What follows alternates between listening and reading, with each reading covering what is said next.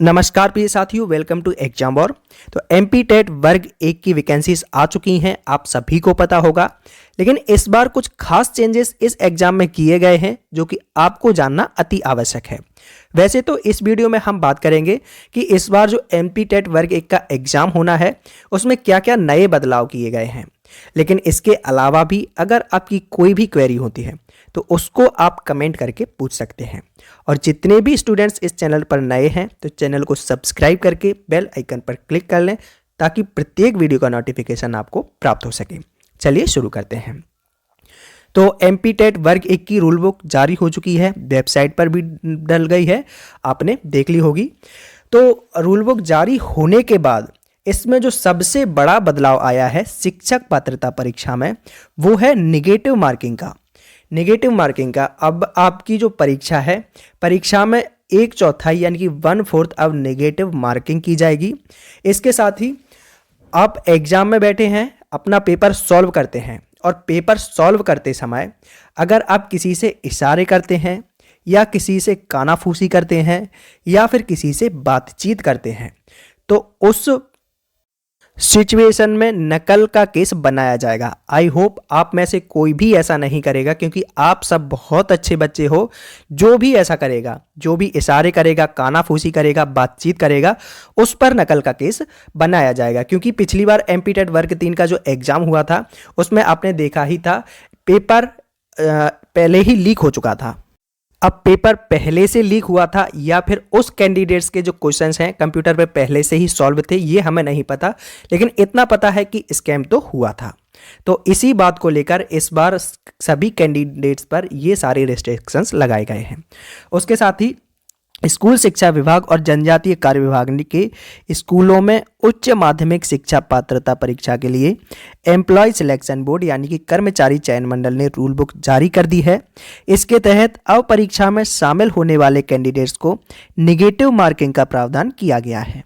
इसके तहत 4 प्रश्नों को गलत उत्तर पर एक सही सवाल का जवाब का नंबर जो होता है वो काट लिया जाएगा। यानी कि 4 प्रश्न अगर आप गलत करते हैं और उसके साथ ही एक प्रश्न सही किया है तो उसका नंबर आपका काट लिया जाएगा। 1/4 नेगेटिव मार्किंग है आपकी। इस परीक्षा में पूछा जाने वाला सवाल 1 नंबर का होगा। यह परीक्षा ऑनलाइन होगी। परीक्षा में यदि कोई इशारा करता है, कानाफूसी करता है तो वहां पर नकल का केस बनाया जाएगा। इसके अलावा चिल्लाने बोलने पर भी नकल का केस बनाया जाएगा।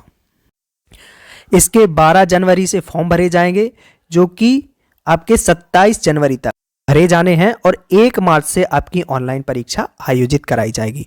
उच्च माध्यमिक शिक्षक पात्रता परीक्षा 12 जनवरी से फॉर्म भरे जाएंगे। आवेदन ऑनलाइन करने होंगे आपको और आवेदन करने की जो अंतिम तिथि है 27 जनवरी है। इसके साथ ही आवेदन करते समय अगर आपसे आवेदन में कोई मिस्टेक हो जाती है तो उसको आप एडिट कर सकते हो। उसकी डेट यहाँ पर उन्होंने दी है 1 फरवरी तक आप एडिट कर सकते हो और 1 मार्च से आपकी परीक्षाएं शुरू हो जाएंगी जो कि रोजाना 2 पालियों में चलने वाली हैं। अब आप एग्जाम हॉल में एग्जाम अपना देते हो, पेपर को सॉल्व करते हो। लेकिन पेपर सॉल्व करने के बाद आपको ऐसा लगता था कि कोई प्रश्न गलत था, किसी में मिस्टेक थी, तो ये क्वेश्चन कैंसिल होना चाहिए। तो इस पर भी उन्होंने 7 बिंदुओं को आधार बनाया है जिस पर जो क्वेश्चंस हैं वो आपके निरस्त हो सकते हैं। क्या क्या है वो आइए देखते हैं। तो परीक्षा के बाद अभ्यर्थी प्रश्न पत्र के विषय में आपत्ति कर सकते हैं। सब्जेक्ट एक्सपर्ट इनकी जांच करेंगे। 7 बिंदुओं के आधार पर सवाल निरस्त किए जाएंगे। बिंदु इस प्रकार होंगे। सबसे पहला है आपका सवालों की संरचना गलत होना। ये तो बिल्कुल सही है, इस पर तो अभी तक जो प्रश्न है वो कैंसिल होते ही आए हैं, तो ये तो ठीक है। दूसरा है आपका उत्तर के रूप में दिए गए ऑप्शन में से एक से अधिक ऑप्शन सही हों। अगर एक कोई आपका प्रश्न है उसके साथ 2 आंसर ऐसे हैं कि आपके दोनों आंसर सही हो सकते हैं तो इस मामले में आपका पूरा प्रश्न वो कैंसिल किया जाएगा। तीसरा है कोई भी ऑप्शन सही ना हो, यानी कि एक प्रश्न है, 4 ऑप्शन है, उनमें से एक भी प्रश्न सही नहीं हो। क्योंकि व्यापम ऐसा मानता है कि वो अगर चारों ऑप्शन गलत हैं लेकिन व्यापम उनमें से एक उत्तर को सही मान लेता है, तो अगर वो सही नहीं है जेन्युइनली, तो उसको गलत ही माना जाएगा, वो पूरा जो क्वेश्चन है आपका कैंसिल कर दिया जाएगा। फिर फोर्थ है आपका, क्वेश्चन पेपर के किसी प्रश्न में इंग्लिश और हिंदी अनुवाद में अगर भिन्नता पाई जाती है जिसके कारण दोनों के भिन्न भिन्न अर्थ निकलते हों और सही उत्तर नहीं होता है, इस मामले में भी आपका जो प्रश्न है वो कैंसिल कर दिया जाएगा। अभी तक क्या होता था कि आपका इंग्लिश में भी प्रश्न होता था, हिंदी में भी प्रश्न होता था, लेकिन इंग्लिश में अगर सही है, हिंदी में थोड़ी बहुत भी मिस्टेक है तो उसको इंग्लिश के अकॉर्डिंग सही मान लिया जाता था। लेकिन इस बार से उन्होंने हिंदी और इंग्लिश दोनों को माना है कि अगर इंग्लिश में है और हिंदी में गलत है, या फिर हिंदी में सही है इंग्लिश में गलत है थोड़ा बहुत, तो उसको भी कैंसिल कर दिया जाएगा, क्योंकि ये नाइंसाफ़ी हो जाती थी हिंदी मीडियम वाले बच्चों के साथ। तो वहाँ पर इन्होंने ये बिंदु भी रखा है। फिर बात आती है, पांचवा जो पॉइंट आता है, कोई प्रिंटिंग मिस्टेक हुई हो जिससे सही उत्तर नहीं मिलता हो या एक से अधिक ऑप्शन सही हो, तो उस वहाँ पर भी आपका जो क्वेश्चन है वो कैंसिल कर दिया जाएगा। छठवा जो पॉइंट है, अन्य कोई कारण जिसे विषय विशेषज्ञ समिति द्वारा सही माना जाए, तो वहाँ पर वो भी प्रश्न कैंसिल हो सकता है। और सातवां है आपका, एक्सपर्ट कमेटी की अनुशंसा के मुताबिक ऐसे निरस्त किए गए प्रश्नों के मिले अंकों के अनुपात में बोर्ड अंक प्रदान करता है। यानी कि आपके पेपर में जितने भी प्रश्न कैंसिल कर दिए जाते हैं उसी रेशियो में आपको बोनस मार्क्स दिए जाते हैं और इस बार भी दिए जाएंगे। अब बात आती है इसकी वैलिडिटी। तो इसकी वैलिडिटी की बात करें तो आजीवन रहेगी इस परीक्षा की वैधता। इस शिक्षक पात्रता परीक्षा की वैधता आजीवन रहेगी। वर्ष 2018 और इसके बाद आयोजित शिक्षक पात्रता परीक्षा के लिए यह लागू होगी।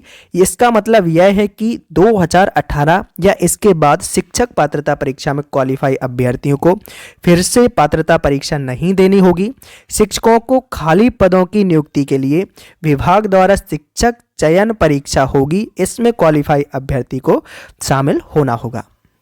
आई होप आपको इतनी बातें समझ में आ चुकी होंगी। अब बात करते हैं पेपर के पैटर्न की।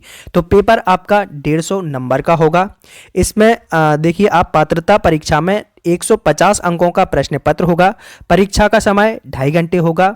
सभी जो प्रश्न हैं आपके ऑब्जेक्टिव होंगे। हर प्रश्न 1 नंबर का होगा। प्रति 4 प्रश्नों के गलत पर 1 उत्तर का आपका नंबर काट लिया जाएगा, एक सही उत्तर का। प्रश्न पत्र को 2 भागों में बांटा गया है, भाग ए और भाग बी।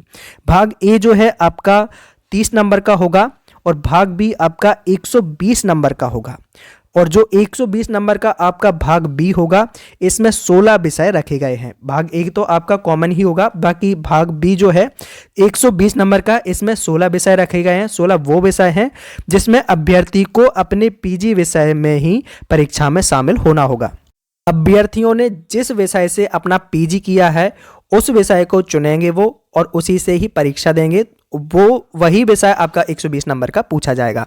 तो वो कौन कौन से विषय हैं वो आपको बताता हूं। वो विषय हैं Hindi, English, Urdu, Sanskrit, math, physics, biology, chemistry, home science, commerce, history, geography, economics, agriculture, sociology और पॉलिटिकल साइंस। तो ये थी नए बदलाव को लेकर पूरी जानकारी। अगर वीडियो अच्छा लगा है तो वीडियो को लाइक एंड शेयर कीजिए, चैनल को सब्सक्राइब करके बेल आइकन पर क्लिक कीजिए। और अगर आप एमपी पटवारी की तैयारी कर रहे हैं तो एमपी पटवारी को लेकर आपको एक विशेष जानकारी देना चाहता हूं। क्या है वो जानकारी, आइए देखते हैं।